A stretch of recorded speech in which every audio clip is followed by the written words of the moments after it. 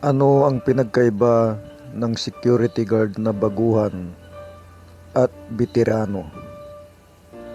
Ang sagot dyan mga kaibigan, ang baguhan na security guard, lalo na pag naka-duty ng gabi, malimit na nagro-robing yan.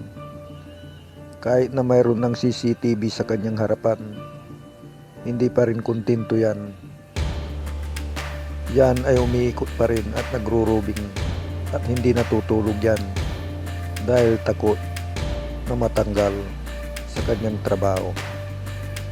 Pero ang veteranong gwardiya mga kaibigan, naglalatag pa yan. Mayroong pang kulambo yan kung matulog. Nakahiga pa yan.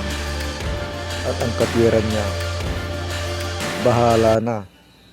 Maraming agency naman. Tama o mali?